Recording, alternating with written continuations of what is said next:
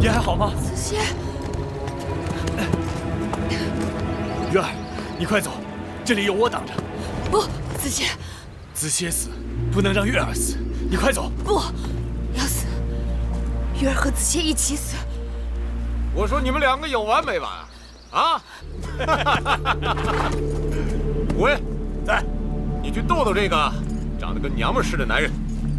我来对付这个泼辣的蜀国公主。子歇，我来。我来。你是何人呢？在下楚人黄歇。阁下是谁？你管我是谁呢？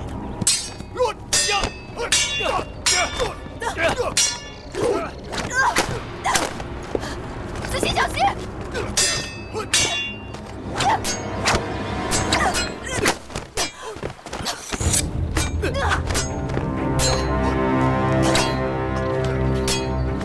子歇，小心！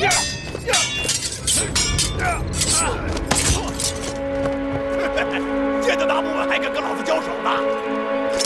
别见！你那个男人不中用的东西，不如跟随本王吧。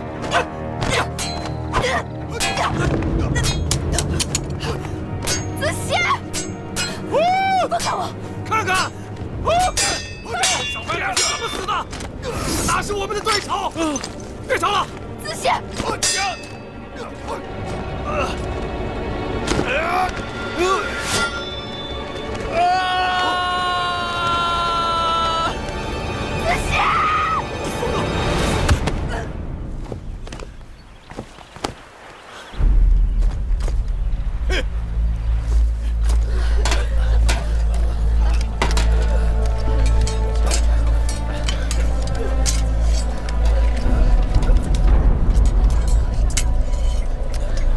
没事吧？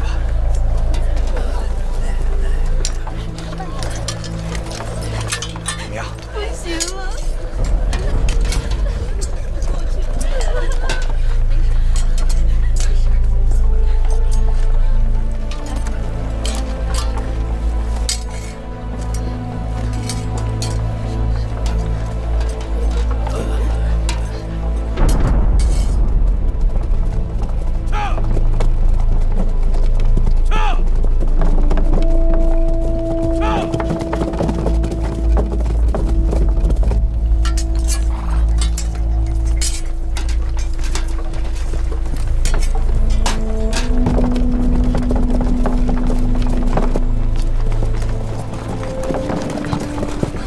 大良到，王将军，李淑公主眼下如何？安然无恙。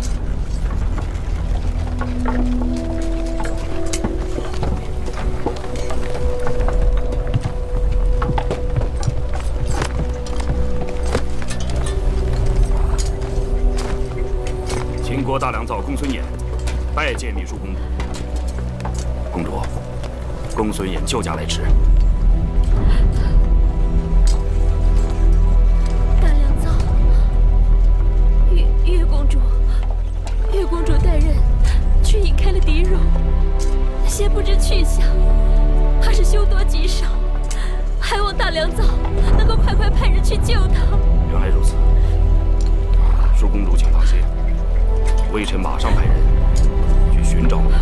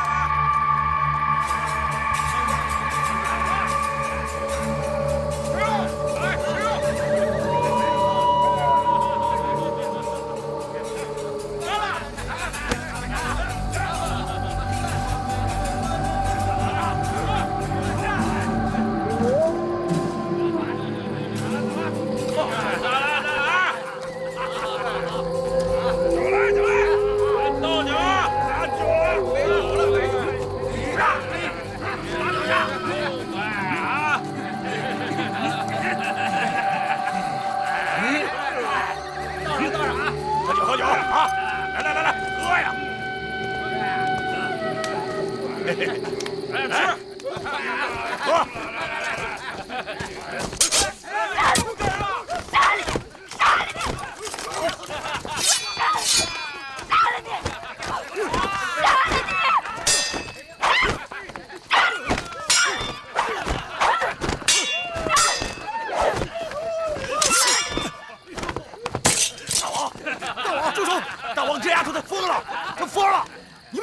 后啊！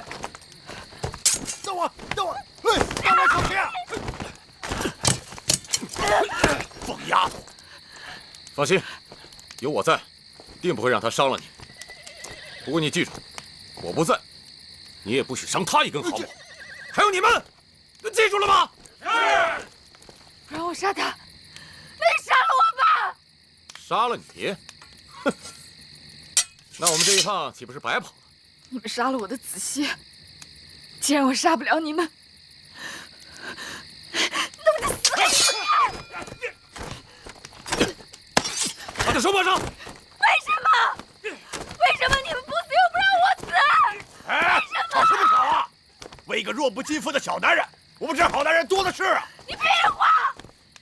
他是世界上最好的男人，他是我的命！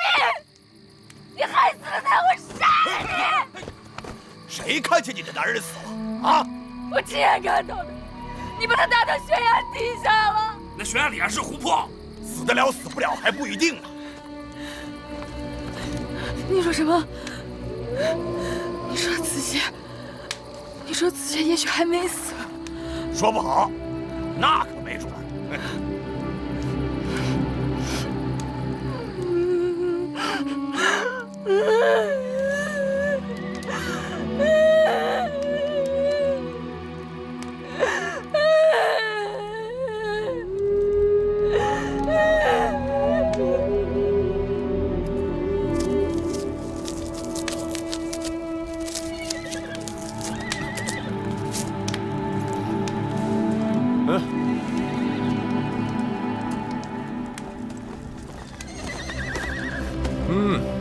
真香啊！拿着。不饿呀？不饿我可饿了啊！真香。你们为何要抓我？自然是为了钱。你不像是普通的劫匪，你们到底是什么人？你猜猜。披发左衽，必为虎祖，北狄西戎。你们是狄，还是戎？丫头，看来你有点学识啊。东胡、临胡、楼烦，白狄、赤狄，西戎，还是义渠？义渠。义渠？义渠在秦国之西北，怎么跑到东南面来袭击我们？你知道你们袭击的人是谁吗？难道你们吃了豹子胆了吗？这买卖做得值啊！为了你大秦王后。哼，那你就大错特错了。什么意思啊？在你眼前的，不是什么大秦王后，我只是个陪嫁的应女，不值钱。你骗谁呢？啊，性子如此强悍，见识如此不凡，若非楚国公主，哪来的如此心性和教养？哼，你若不是王后，那这天底下就没有女人敢居于你之上了。哼，若是王后，身边怎么可能只带这么少的护卫？如此轻易落入你们的手中。不错，我的确是楚国公主，不过我是庶出为应。王后是我的姐姐，在被你们袭击的时候，我换了她的披风，为了引开你们。她此刻应该已经到商县了吧？哼！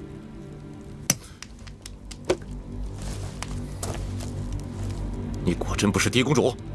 当然不是。抓你的时候我就起过疑心，如果你是嫁于秦王的新王后，哪会跑来这么一个小男人为你拼命？你的买卖亏本了。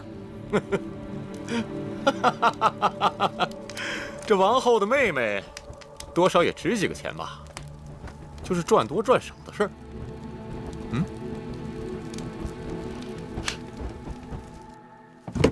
来，给你搬上车啊！哎，这箱子好沉呐！时间啊！滚！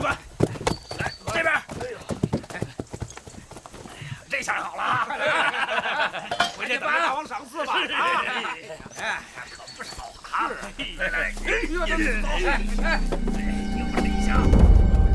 赶紧把那个箱子搬过来！这里还有，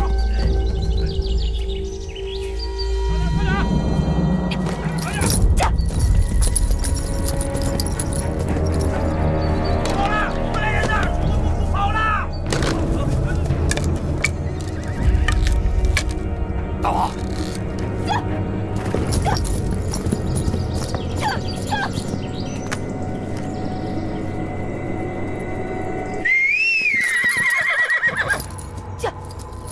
走啊！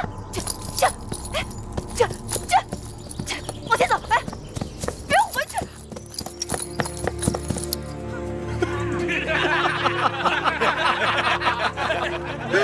是主人呐！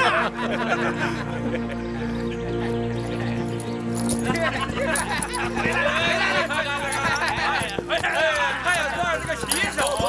必须的马可不是随便跟人走的，就是啊。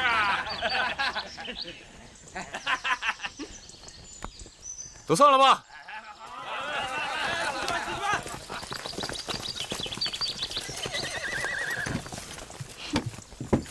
这马呀，是我们义渠人的好朋友，他绝不会轻易离我们而去的。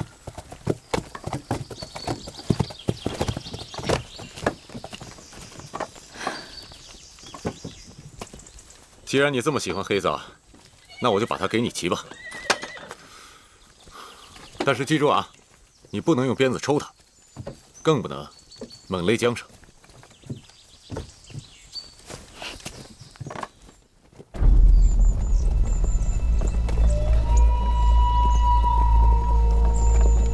丫头，这一路走了这么久了，怎么也不说话呀？有心事啊？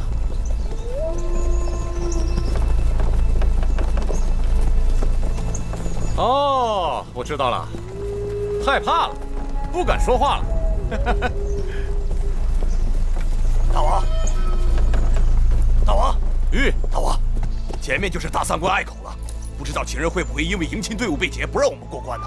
别担心，他们的耳目应该没那么灵光。再说了，我们带了那么多好东西，不用跟他们硬拼，我自有办法。这就是过关的符节，拿给他们看。好，去吧。哈。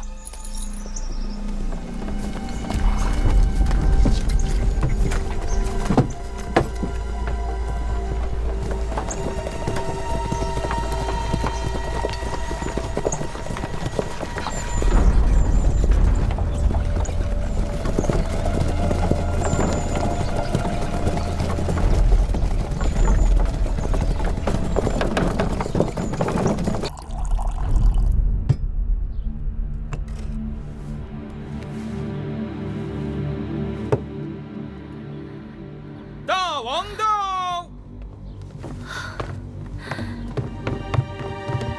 舒儿，大王，我以为我再也见不到您了。经过我都知道了，你平安就好。求大王救救月儿。月儿，大王，月儿就是那个会使软鞭的小丫头。听说这次全靠她穿着舒公主的披风引开了一群人，才保住了公主的周全。寡人记得她。来，既然如此，义渠那边要想想办法。大王不妨找大良造公孙衍商议一下，让他推荐个合适的人选。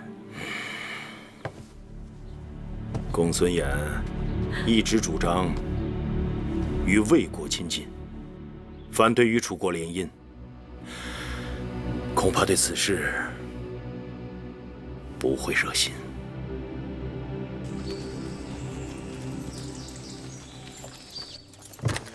大王，这就是我的义渠王宫，怎么样？还合你的意吧？哎，丫头，既然你不是王后，那不如留在我们义渠，嫁给我们大王。大王可是义渠之王啊，对呀，不比那大秦之王强吧？是吧？是。你个疯丫头！这丫头的脾气像我们义渠的女人。你们听好了，我是楚国公主，是秦王后的亲妹妹。你们言语间再有轻薄之意，就不要怪我不客气。真是好笑啊！你现在明明在我手里，却要对我说不客气。哼！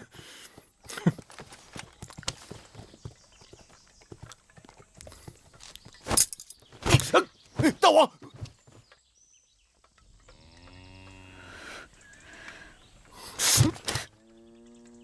再敢无礼，我就杀了我自己！哎，别，我不动啊！滚出去！你这是何苦呢？我不就是把你抓回来了吗？我又没对你怎么样，你干嘛要杀我？又要死给我看？你们把我的子谢打下了悬崖，我即使杀了你们，也不能解我的心头之恨。我有机会便要杀了你们，我若是杀不了你们，我就随他一起去。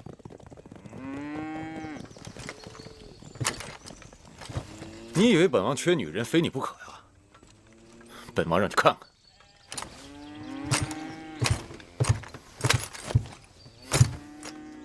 来，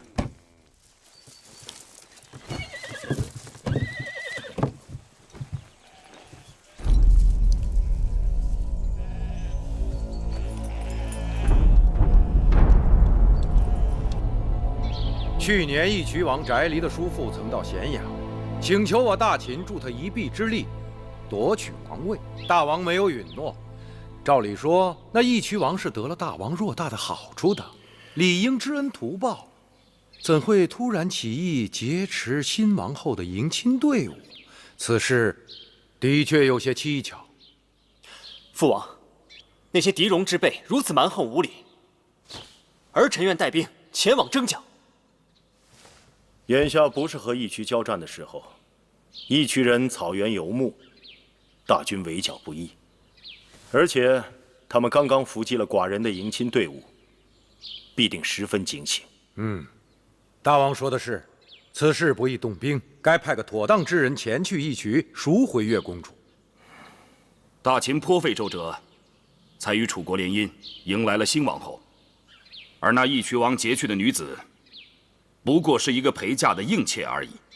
我以为不必如此小题大做。义渠人一向胆大妄为，若不派人前去交涉，恐怕义渠人会以为我们大秦好欺。客卿张仪一向寡人自荐，愿赴义渠赎回月公主。那个张仪却也能言善辩，寡人应该再给他一次机会。就由张仪带人前往义渠，如何？只是张仪初来乍到，人地两生，若是……那就加个熟悉当地情形的人跟他去吧。据寡人所知，雍瑞曾经见过那义渠人，就派他去，再合适不过了。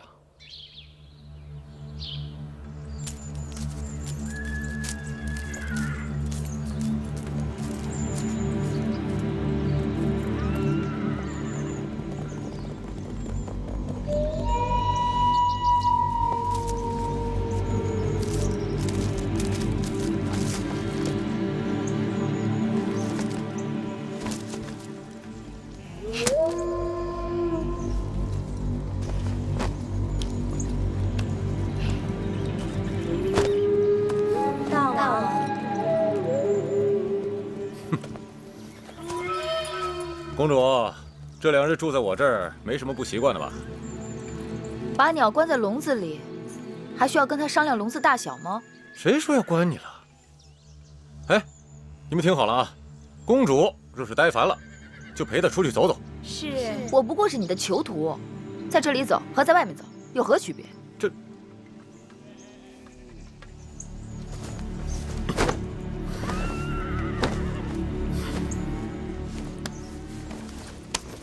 你看，我的手下把你当成贵客，以礼相待。这你就算真是个狄公主，嫁到秦国做王后，也不过如此。可笑！义渠自己还向秦国称臣，想称王，谁会承认？谁能臣服？知道的还不少啊！没错，1年之前我父王去世，部族内乱，秦国趁机来袭，我们不得已才称臣。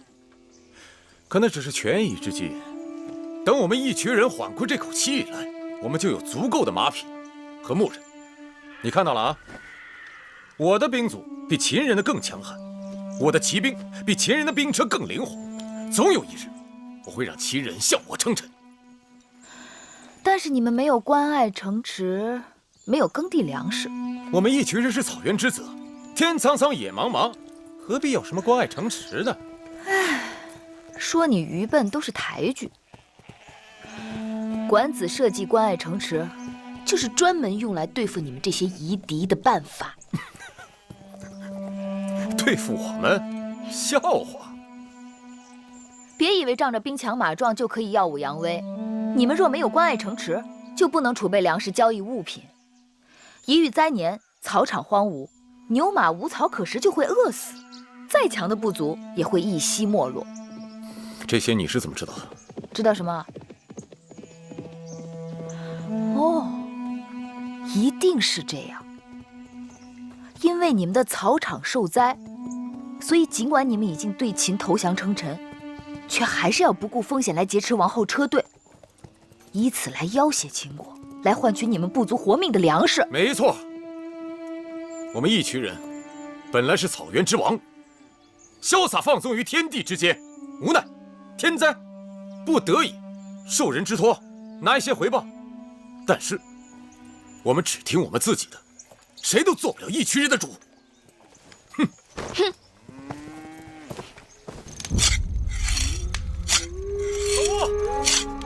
老吴，上马！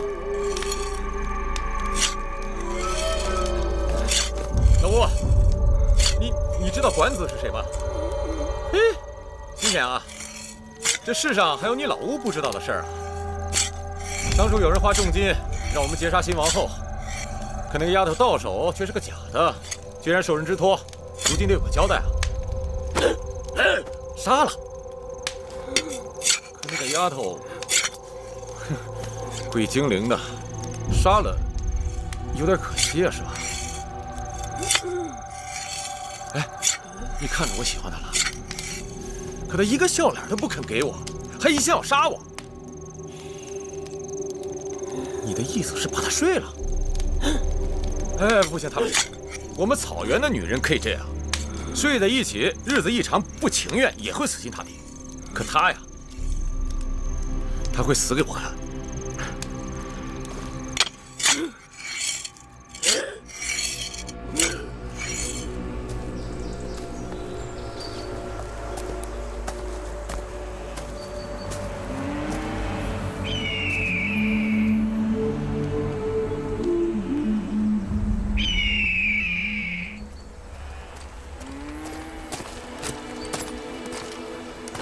大王，秦王派来使者来跟我们谈赎人的事儿。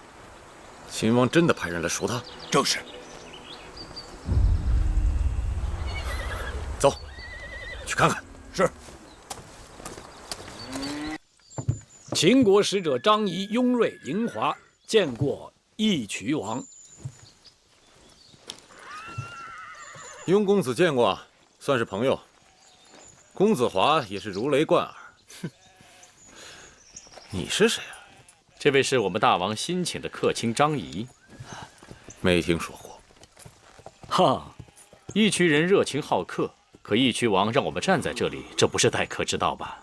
好，坐，都坐吧。上奶茶。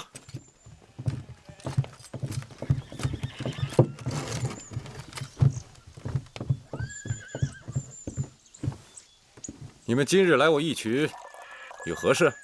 义渠如今大祸临头，我是特地来解义渠之危的。好大的口气啊！说说，我义渠如何大祸临头了？1年多以前，义渠内乱，您凭借着老乌的帮助夺得了王位，但似乎您的叔叔到今日还逃窜在外。去年夏天，他带着财物去咸阳求见秦王，让秦王助他夺回王位，可惜秦王没答应。那又怎样？据说去冬今春草原大旱，牛羊饿死了不少啊。恐怕接下来，义渠部族的百姓都得遭罪啊。眼下离盛夏还有些时日，这义渠王打算如何渡过难关呢？这是我们义渠人自己的事，与你们无关。不过按理讲，义渠也算是我大秦之臣，若真有求助于大秦，我大秦绝不会置义渠于不顾。哈哈哈，可惜呀，义渠王为了蝇头小利，竟然攻击大秦王后的车驾，实在是令秦王大为震怒。设想，倘若此时外有秦军讨伐，内有百姓灾荒，岂不是您的王叔重夺王位的最佳时机？再说，义渠王您毕竟年轻，在义渠部族里，您叔叔的威望似乎更为显赫些啊！照你这么说，你们秦人是要助我王叔与我为敌了？也无不可，反正义渠谁当大王与我秦国无关。好，那我就让你们看看，谁才是义渠真正的王！哼，谁是王，还是我们大秦说了算。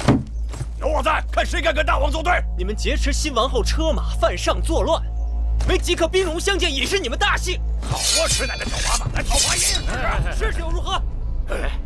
公子稍安勿躁，虎威将军火气也太大了点。来，喝杯奶茶。义渠人的东西口味太重，我喝不过。你放肆！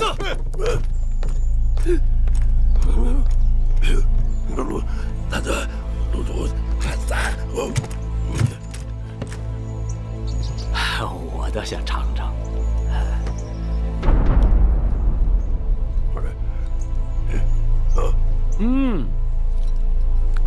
秦国眼下与赵国、魏国、韩国都不和睦，哪有心思来管我义渠啊？哼！如若不然，今日来的就不是你们几个人了，而是前来讨伐的大军了。说得好。是他告诉您的。老吴精明啊，难怪来之前就听说义渠实际上是老吴做主。张仪失礼了，哎呀，失礼了，老吴，失礼了。老吴视我如子，我视老吴如父，你这种挑拨没用。说吧，你们准备出多少钱来赎那个女人？义渠王是直来直去之人，张仪也就实不相瞒了。我们此行并非大王授意，乃是我新王后疼爱自己的妹妹，特派在下为特使，带上珠宝来赎回楚国的公主。月公主，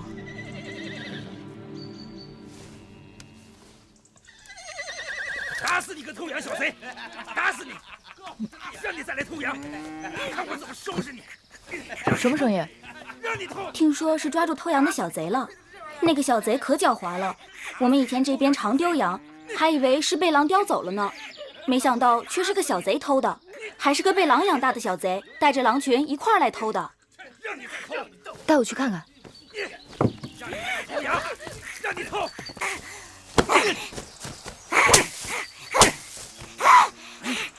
我打死你个偷羊贼！让你偷羊！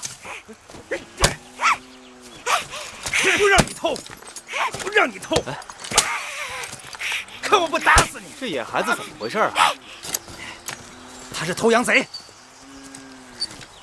哦，哈哈。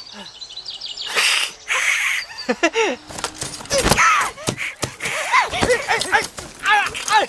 你小狼崽子，你撒开！啊！你给我撒开！小狼崽子，我看你真是不想活了！住手！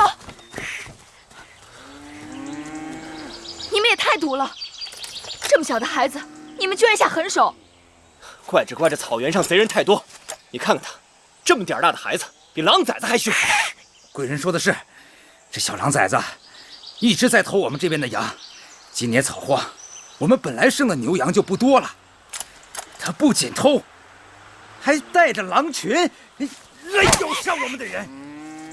他才这么小，倘若做贼，那也是被逼的。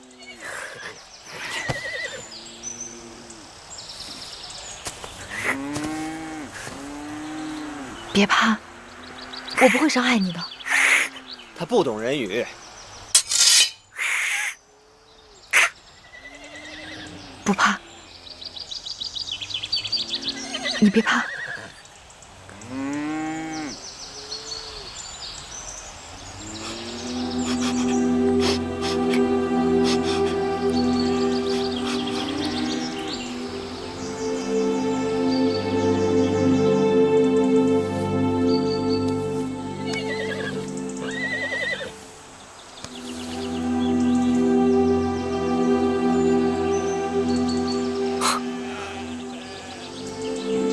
孩子，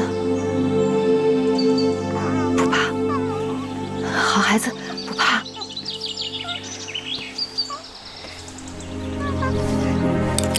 我把这只簪子给你们，把它交给我吧。月公主这个簪子能抵过你们10倍的损失呢，还不赶快收下？多谢贵人，多谢贵人。哎，大伙都散了吧，快散了吧。你就是楚国的公主，王后的陪嫁。你是谁？在下秦国公子嬴华。原来是公子华，芈月有失恭敬了。哦，没事没事，别怪子华多嘴。公主人兽不分，烂做好人了。公子睁眼看看清楚，这孩子到底是人还是兽？只怕是公子人兽不分吧。把他带到我帐篷里去。是。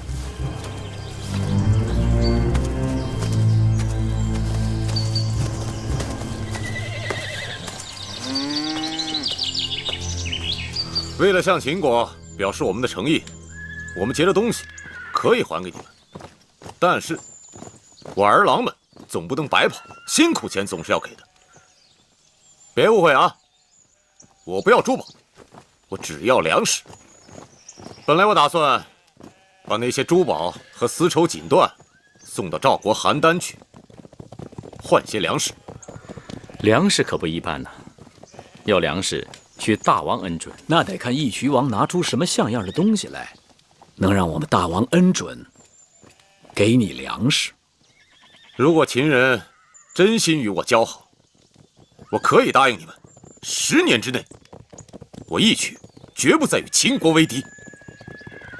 就这一句？你还想怎样？我义渠人说话算话，绝不反悔。善。王后的妹妹呢？那个别想啊，那个女人，我要自己留着当王妃。这就是义渠王的不对了，我们专程为他而来，你这样做太不够朋友。哎，算了算了。哎呀，我张仪出担大任，没想到连王后交代我这点差事都没办成，真是惭愧呀。算了，既然你们执意要将楚国的公主留下，那我们方才的交易就一拍两散。啊，我这就回去，您就只当我没来过。至于今年义渠部族的百姓过不了春天，又或是令王叔求到我们秦王帮他夺回王位，这一切跟我张仪都无关。哎，雍公子，咱们喝了这杯奶茶就告辞了吧？啊，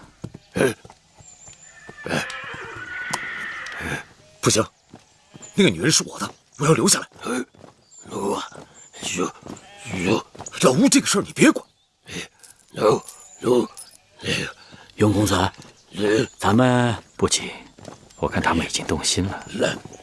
老吴，哎呀，雍公子，我看我们就啊，3000车，换那个女人。500车已经是极限，没有1000车，本王不换。漫天要价，就地还钱。如果大王不想换，根本连这个价都不会出。800车不能再少了，600车不能再多。岂有此理！600车都不够我们熬到初夏的。怎么熬不到呢？600车粮食再宰杀些牛羊，不就熬到了吗？宰杀牛羊，那明年我们吃什么？义渠王与其把精力放在明年的牛羊身上，莫不如把精力放在眼下义渠部族男女老幼已经饿空了的肚子上。杀了你！杀了我，今年义渠得死1半人，至少。你以为我们们义渠人只得跟你们秦人做交易吗？我什么都没以为，我只是想提醒义渠王，这是眼下成本最低、最划算的生意。如果你眼下跟赵人合作，卖掉你那些抢来的东西，且不说路途遥远，光粮食在路上就要耗掉一半，更何况秦楚联姻，天下皆知，你抢来的那些东西在书简上都有清单。我看谁敢冒着得罪秦楚两国的危险，收购你那些赃物，那可都是秦王后的嫁妆啊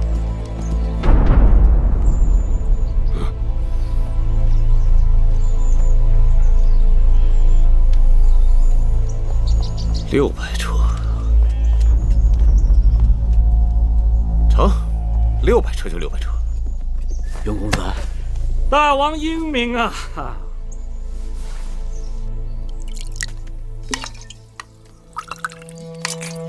你饿吗？这里有热汤，还有烤饼。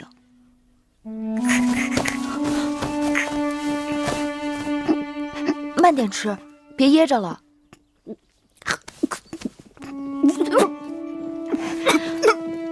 喝口汤吧。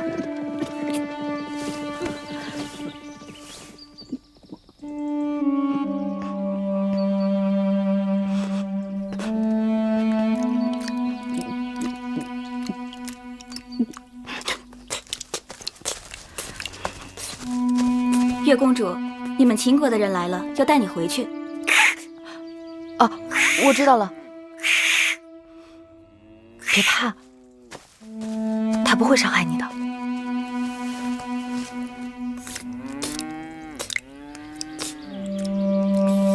你知道我是谁吗？我是姐姐，你可以叫我姐姐。听说你救了个小狼崽儿，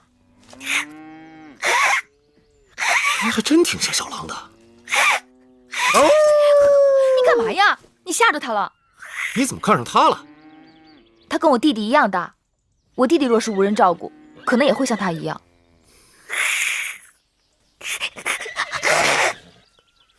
哎，你干嘛？哎，你放下他！放开他！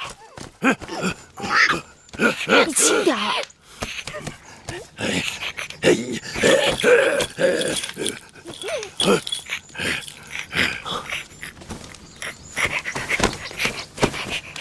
他说什么呀？他说啊，他很聪明，通晓人的习性，应该是跟人一起长大的，只是这2年才混入狼群当中，跟狼一起生活。只要把他送回人群当中继续教养，他应该可以跟其他孩子一样。少司命保佑，可怜这孩子。既然你这么喜欢他，给他起个名字吧。你说你怎么这么小就有白头发，简直像小狼一样。我叫你小狼好不好？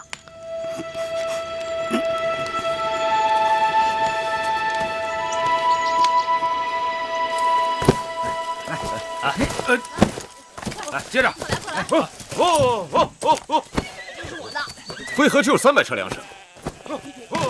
先付一半，另外300车要等我们回去以后再送过来。给我。于公子，管子是谁？管子啊，齐国的国相，曾经辅佐齐桓公尊王攘夷，成就霸业，是他独创的轻重术与盐铁法。来了。什么是轻重术？敛轻散重，低买高卖。管子曾使用轻重之术，不费吹灰之力，就将鲁、梁、莒、来、楚、代、衡山击垮。哎，等等，你给我解释一下。义渠盛产狐皮，如果我向大王高价购买狐皮，那么义渠的子民就都会跑去猎狐挣钱。到那时候会发生什么事呢？如果大王点击兵马，发现所有人都去猎狐了，而此时正值有外敌入侵，该如何？如果大家都忙于猎狐，而不屑于放牧，此时我突然停止再收购狐皮，那么已经无人放牧的义渠又会怎样？饥荒。哎，那什么是盐铁法呀？如果大秦和其他各国联手，都不向义渠人出售盐和铜铁之器，那么义渠能挨上几年？断盐1个月，不足避乱。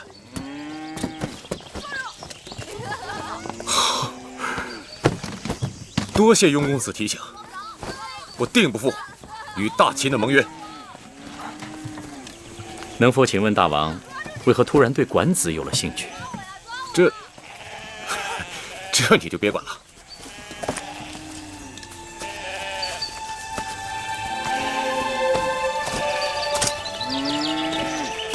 张仪拜见岳公主。张子，真没想到秦王会把这差事派给了你。是啊，想当初岳公主发重誓与张仪永不往来，没想到这么快就又见面了。你千里迢迢来义渠救我，我谢你。但我也救过你，咱俩互不相欠。啊，不，我赎公主回去是分内之事，公主救我乃再造之恩，所以这辈子张仪都欠你的。回了咸阳进秦宫，说不定你和张仪还会经常见面的。张子错了，咸阳我会去的，但秦宫我是不会进的。岳公主把话又说早了，身为陪嫁应妾进秦宫，理所当然。嗯。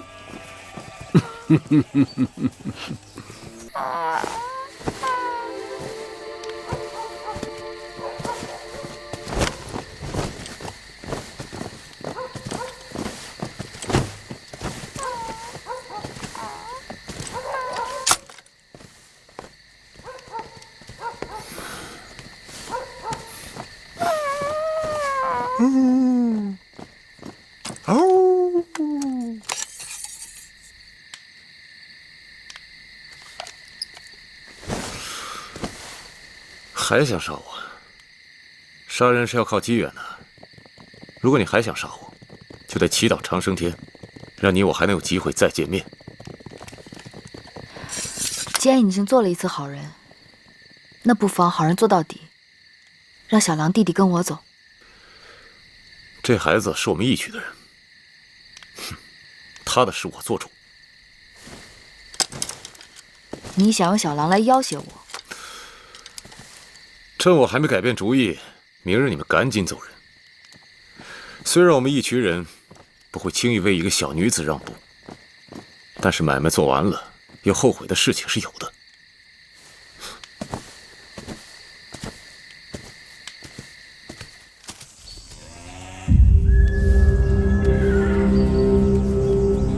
想不到义渠王是个用心很真的人。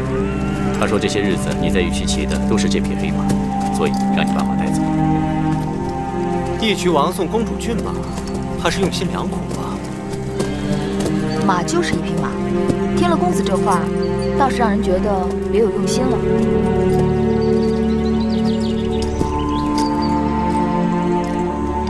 时候不早了，岳公主，请上车。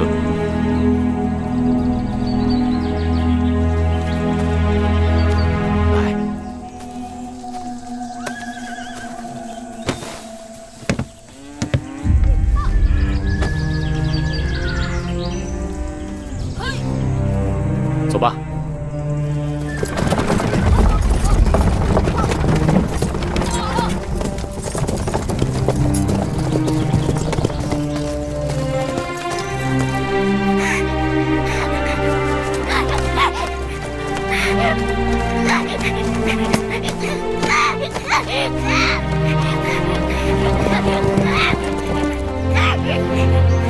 别叫了，他走了。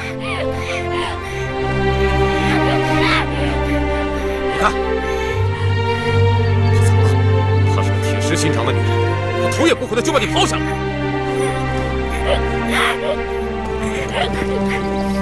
她说她是你姐姐，我把你留下来，竟然连眼泪都没掉。他在咸阳还有个弟弟，你只是一只狼，又不会说话。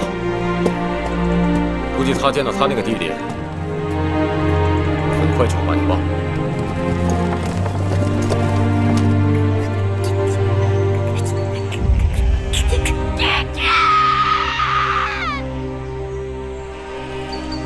姐姐，小冉，姐姐，快哭！月儿，姐姐，别哭，姐姐这不回来了吗？姐姐，这些日子你一心全无，我和灰姑都好担心你啊，姐姐。别怕，姐姐再也不会离开你们了。月儿，姐姐，天可怜见，你终于回来了，让你替我涉险，我真的过意不去。在那些粗俗的义渠人手中，你定是受尽折磨，生不如死。多谢姐姐赎我回来。是大王派张仪赎你回来的，要谢就谢大王。大王若不是看在姐姐的份上，又能知道我是谁？我只谢姐姐便是。你我姐妹同气连枝，你要再这样谢我，反倒让我无地自容了。姐姐，有一件事情我必须要和你说，那就是子歇。当日危急之中，子歇为了救我，被打下了悬崖，至今生死不明。你们可有他的下落？那日，秦国的大良造公孙衍来了，我求他率部去救你，可惜还是没有追上义渠人。后来我们在驿馆安顿下来，又派人去收拾战场。可是回来的人说什么？说许多尸体都被狼叼走了，他们只是在山崖下找到了公子燮残缺的衣裳。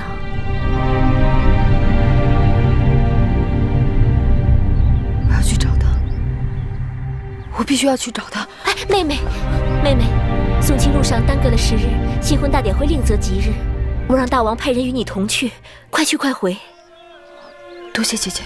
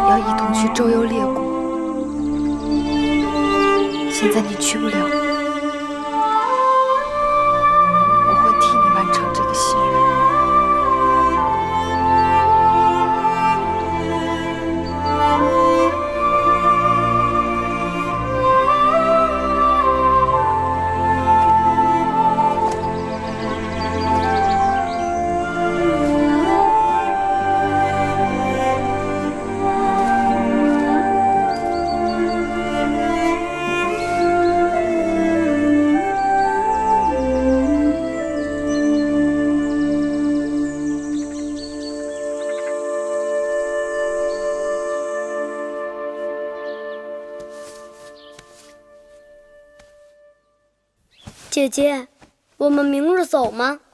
明日早上起来就走，马车已经订好了。哎呀呀呀呀呀！竟然跟张仪连个招呼都不打，就把马车都订好了。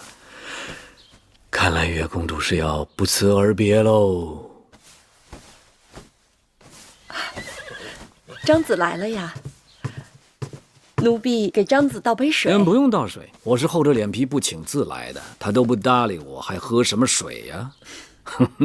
张子若不来，奴婢也要去张子府上一趟，谢张子搭救月公主之恩。魁姑不要谢我，这趟跑腿回来，舒公主已经给了我不少赏赐，秦王也对我青眼有加。你看月公主落难，反而成就了张仪，谁该谢谁呀？顶多也就算一个扯平了。张子说笑了，秦王和舒姐姐赏赐你，那是因为你的才华，什么扯平？面对张子，我只好大恩不言谢了。不扯平又如何？你就要带着你的弟弟走了，我找谁讨账？到时候我到哪里去讨账啊？张子，算账算得好清楚啊！你是用600车粮食换回来的宝贝，你一走，我跟雍瑞白跑一趟倒没什么，但这600车粮食糟蹋了。张子什么意思？留下你啊！留我？对呀，我要给你指出2条道，一条是光明平坦，另一条是曲折晦暗。此话怎讲？你明日就打算离开咸阳？准备怎么走啊？官道向北，出函谷关，先到赵国，再去齐国。啊！老子骑青牛出函谷关，羽化成仙了。月公主也要羽化一回。大征之时，四处战乱，孔夫子带着他的72弟子上街，差点饿死。你一个小女子，带着一老一小独自上路，哪有一点周全呢？且不说路上会遇到豺狼虎豹、敌戎贼寇，就算是遇到大军过境，你们的性命不也会轻易送掉吗？那如果此路是岸，哪有明落？公子歇与你情投意合，他却英年早逝，令人扼腕。月公主理应尽全力查出背后谋害之主使，给子歇雪恨，也不负了你们这段情缘呢。明明就是义渠人所为，跟义渠有何干？难道不是义渠人为了换取粮食才劫持王后车队的吗？月公主聪慧剔透，也有糊涂的时候啊。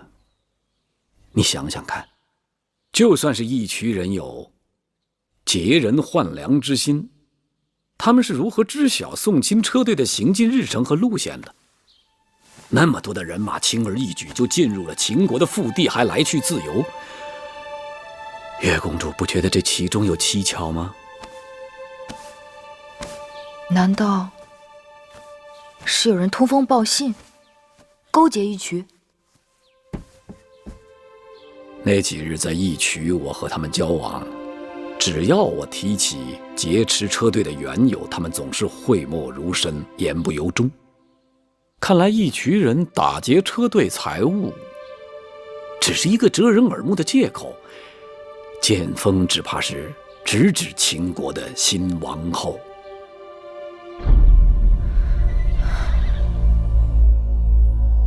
张子说的在理，既然打劫，就应该死死缠住辎重车队。可义渠人的兵马，明明都是盯着舒姐姐穷追不舍。再想想，当初在武关驿站，就曾有人对舒姐姐下手，究竟是何人对姐姐恨之入骨？对舒公主恨之入骨之人一定有，但原因不明。所以月公主理当留下来，凭着你的聪慧查出真凶啊。那义渠王为何一点风声不肯透露？在我看来，义渠王一定知道其中之厉害。他之所以不说，要么是有承诺在先，要么是因为那人位高权重。你们在武关驿馆逃走的那个下毒厨娘，一定有来龙去脉，受何人之命，跟何人联络，被谁庇护。舒公主如今跟秦王去讨公道，一无人证，二无物证，于是投毒下药之事就成了悬案。说不定在迎亲车队里还有他们的同党没有查出，才使得那厨娘下毒下得称心合手，跑路跑得无影无踪。你这一走，舒公主孤掌难鸣，那些人一定会在宫中兴风作浪，谋害舒公主。要是这样的话，那舒姐姐就性命攸关了。月儿，你可要想好了，我们这是好不容易离开楚宫那是非之地，你却又要进秦宫的虎狼之窝。舒姐姐待我情义深重，我至今无以回报。更何况，我若是能细心查出真凶，也可以为子歇伸冤报仇。既然你主意已定，那只好如此了。妹妹终于答应与我一同进宫了，我这心也踏实了。姐姐，此番随你进宫，你必须允我3件事。别说3件，就是30件也行。就3件。第一，小冉弟弟与我相依为命，请姐姐准我带着他，就当是多个小侍童，好不好？小事一桩。第二，我只在后宫协助姐姐，作为应试，万事皆是分内之事，可唯独不服侍大王。你不愿做大王的妃妾，这不妥。人争名位，如兽争食物。你没有名分，就没有地位；没有地位，就没有相应的衣食供养，就没有在这世上立足的根本。你不服侍大王，难道在宫里做一辈子老宫女不成？我不在意，只随我心。好吧，随你。日后你要想清楚了，我也可以再安排的。总之，不会亏了你。多谢姐姐。那第3件事情呢？姐姐，若有一日我遭遇不测，还请姐姐照顾小冉，善待魁姑。妹妹不要吓我，到底怎么了？详情，姐姐还是不知晓为好。妹妹到这时还说这样的话，你我同坐一条船，知不知晓有何区别？哎呀，妹妹别再让我着急了。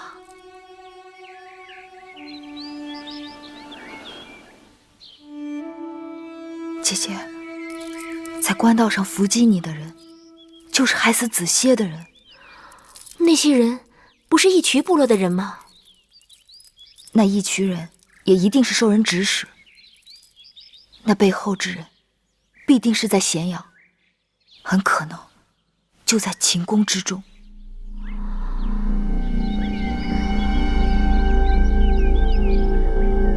这是大事，可如何是好？所以我要随你进宫，查出真凶，为子歇报仇。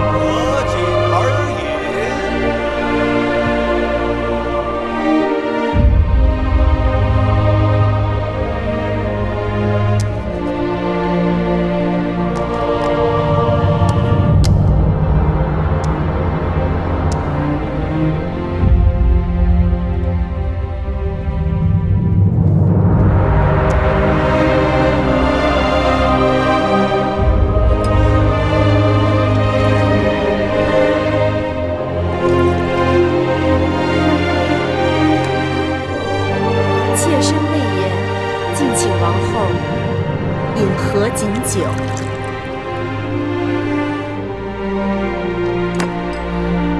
魏夫人辛苦了。大王，请也合卺酒。